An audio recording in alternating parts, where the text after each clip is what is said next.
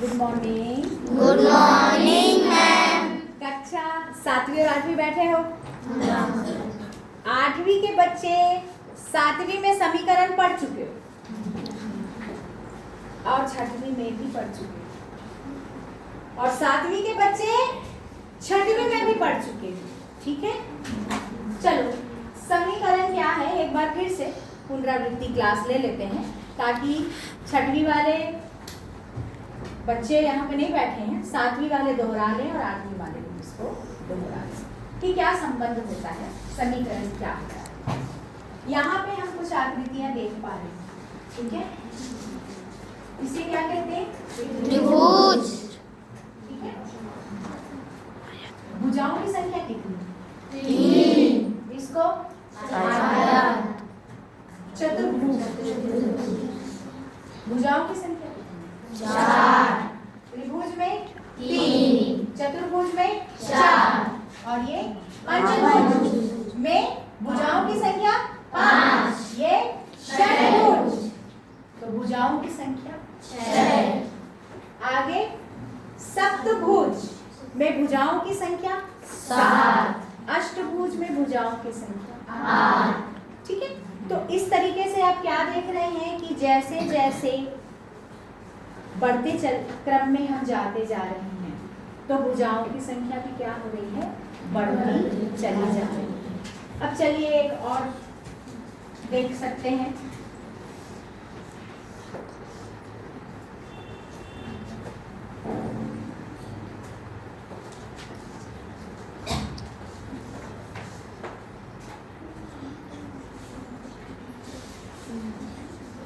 ठीक है,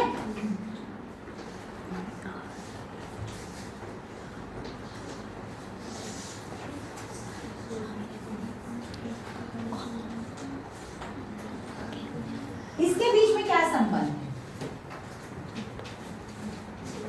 बोलते जाओ। 2 दूनी 4। 3 दूनी 6। 7 दूनी 14। क्या आएगा? 16।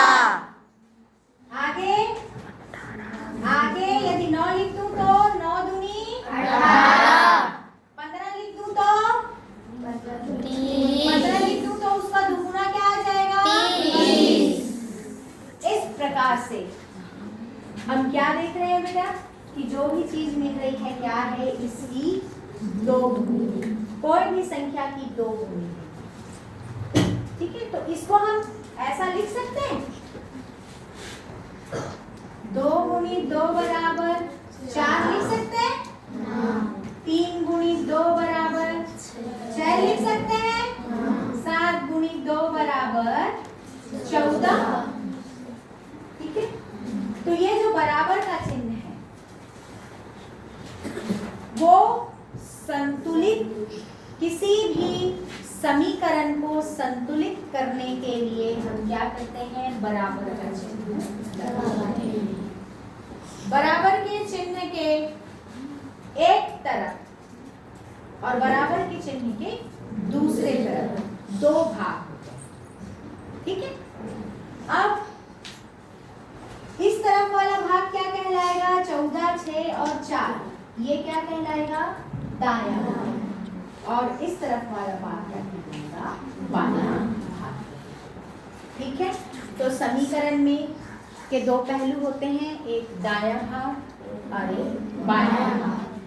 ठीक है, दाहिनी ओर की तरफ वाला भाग दायां, या उसे क्या कहते हैं, पक्ष भी कहते हैं, दायां पक्ष या बायां पक्ष भी कहते हैं। ठीक है, अब बात आती है कि कौन से व्यंजक जो है वो समीकरण कहलाएंगे। समीकरण कहलाने के लिए कौन से चिन्ह का प्रयोग किया जाता है? जैसे कि मैंने कहा 3 बड़ा है 2 से, 3 बड़ा है 2 से, 4 बड़ा है 3 से, तो क्या ये समीकरण है? नहीं है। क्यों? क्योंकि दोनों पक्ष बराबर नहीं है। तो हम कहेंगे कि समीकरण, कौन से व्यंजक समीकरण होते हैं? जब दोनों के बीच में क्या रहता है, बराबर का चिन्ह। जैसे 1 दर्जन बराबर 12। ये क्या समीकरण है ना कि नहीं है? तो समीकरण क्या रहता है? हमेशा संतुलित होता है, इसलिए उनके बीच में हम क्या लगाते हैं? बराबर का चिन्ह लगाते हैं। अब हम आते हैं कक्षा 6वीं में। आप लोगों ने कैसे किसी भी कथन को समीकरण के रूप में बदला था, याद करेंगे कक्षा 7वीं के बच्चे। लिखा है 100 में से एक कथन है। कथन मतलब कोई बात कही गई, उसको किस में बदलना है? गणित में बदलना है। 100 में से कितना घटाएं? कितना घटाएं कि कितना आए बेटा? 75 आए। ठीक है, 75 आए। तो हम क्या करेंगे? 100 लिखेंगे। अब कितना घटाएं ये तो हमको पता नहीं है, तो हम क्या है करेंगे? घटा लेंगे, और जो राशि अज्ञात है, जिसके बारे में हमें जानकारी नहीं है, उसे हम क्या मान लेंगे? एस। ये बराबर है किसके? 75 के बराबर। तो इस कथन को हमने किसके रूप में लिखा? समीकरण के रूप में लिख लिया। तो यही क्या कहलाता है बेटा? कक्षा 6वीं में हमने पढ़ा। याद आ गया कक्षा 6वीं के बच्चों को कि इस तरह की बातें हमने किस में पढ़ी थी? कक्षा 6वीं में पढ़ी थी। और मैंने आपको बताया था प्रश्नावली में सवाल था कि 15 बड़ा है किससे? 13 से। ये समीकरण नहीं है। ठीक है, 3 × 5 बराबर है 15 के। ये क्या है? आपका समीकरण है। ठीक है, अब बात आती है कि समीकरण की कौन कौन सी विशेषताएं हैं। चलिए बताते हैं। किसी भी कथन के द्वारा इन व्यंजकों को यदि समान किया गया, समस्या है हमारे पास। हमने समस्या, 2 समस्या थी ना? क्या समस्या थी? कि 100 में से कितना घटाएं तब 75 आना चाहिए। ये 2 समस्या है हमारे पास, है ना? इस समस्या को हमने किस रूप में लिखा? कथन के रूप में लिखा। ठीक है, अब ये 2 प्रकार के क्या बन गए? हमारे व्यंजक बन गए। क्या बन गए ये? व्यंजन। व्यंजन नहीं, व्यंजक। व्यंजक। कितने व्यंजक हैं इसमें? 2। एक सॉरी नेक्स्ट और 75। ठीक है, 2 व्यंजक हैं। दोनों के बीच को हमने क्या कर दिया? संतुलित करने के लिए हमने कौन सा चिन्ह लगाया? बराबर। तो इस बीजी व्यंजक को, एक बीजी व्यंजक है, एक नॉर्मल व्यंजक है, उसको हमने क्या किया? बराबर के चिन्ह के माध्यम से प्रकट किया। यही क्या कहलाता है? आपका समीकरण कहलाता है। या ऐसा भी कह सकते हैं, ऐसे बीजीय क्या कहना चाहिए? कथन। ऐसे बीजी कथन जिसमें बराबर का चिन्ह हो, वह समीकरण कहलाता है। करेक्ट? याद आ गया? कक्षा 6वीं और कक्षा 7वीं और कक्षा 8वीं।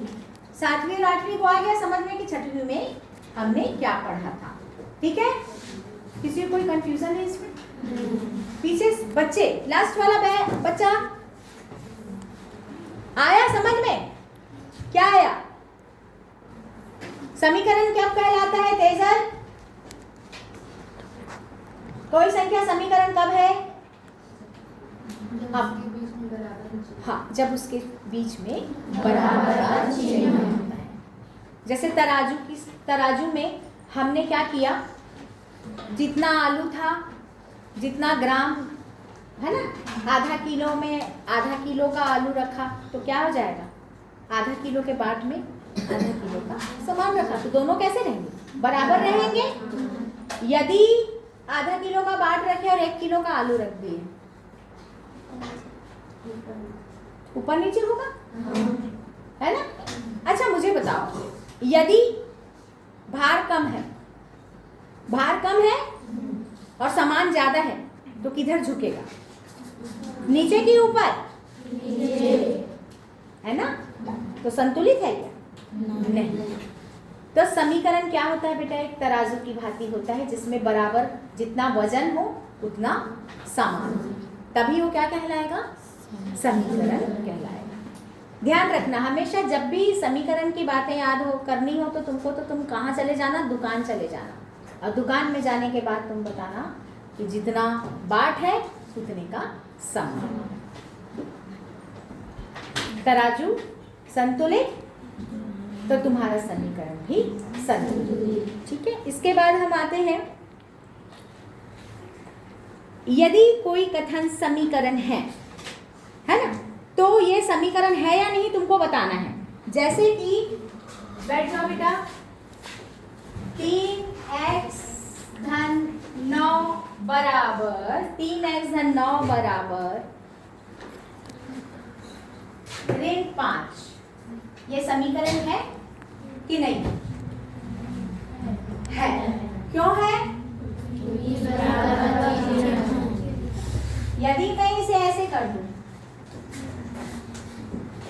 तो क्या ये समीकरण है? नहीं। क्योंकि इसके बीच में बराबर का चिन्ह नहीं है। ठीक है, तो कौन सी संख्या समीकरण है कौन सी नहीं है ये उसकी पहचान आप कर सकते हैं। उसके बाद हम आते हैं एक चर वाले समीकरणों का हल निकालेंगे। ये सवाल भी कक्षा 6वीं में आप लोग हल कर चुके हैं, इसे हम फिर से दोहरा रहे हैं। ठीक है,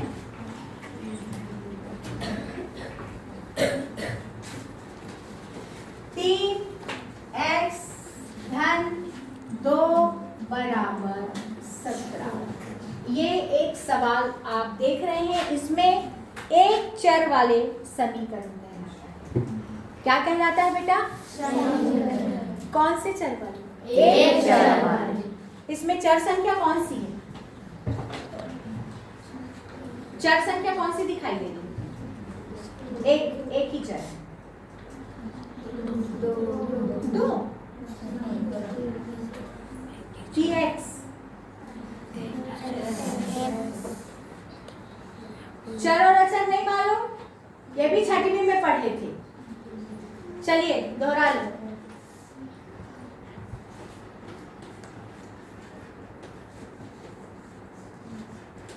तुम्हारे पास 2 केले हैं,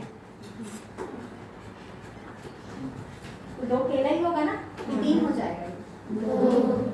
तुम्हारे पास 3 टमाटर है, तो ये 3 ही टमाटर होगा ना, कि घटेगा और बढ़ेगा?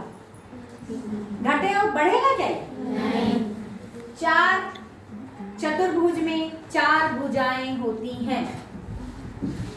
चतुर्भुज की भुजा को घटा देंगे तो क्या वो चतुर्भुज कहलाएगा? नहीं। तो तय है, ये तय है। त्रिभुज में 3 भुजा, चतुर्भुज में 4 भुजा, उसको बदल सकते हैं क्या? नहीं। तो जिस चीज को बदल नहीं सकते वो क्या कहलाती है? अचर। क्या कहलाती है बेटा? अचर। अब मान लीजिए, माना कि x बराबर 2 केला, ठीक, मैंने मान लिया तो तुमने भी मान लिया 2 केला होगा। माना कि x बराबर 3 केला, 3 हो गया।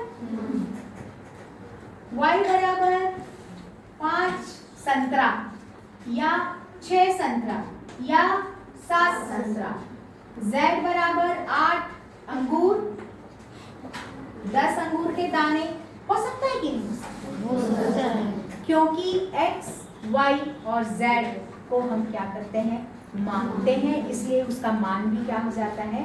बदल सकता है, परिस्थिति के अनुसार बदल सकता है। जैसे कि सूरज की रोशनी, सुबह कब? दोपहर को ज्यादा, शाम को, है ना? तो मान सकते हैं अपन कि जैसे जैसे सूरज उगता है और डूबता है, उसके बीच में उसकी रोशनी क्या होती है? कम से ज्यादा, फिर ज्यादा से कम। ठीक है? एक रहता है क्या मान? ठीक है, तो जिसका मान बदलता है वो चर, और जिसका मान नहीं बदलता है अचर। तो इसमें से कौन कौन सा मान बदल सकता है? कौन कौन सी संख्या जो है वो चर है, कौन कौन सी संख्या अचर है? 3 2 अचर 17, अचर पीछे वाला लड़का खड़ा हो जाए। 17 2 3 और x क्या है? जोर से बोलो, जोर से बोलो। चर।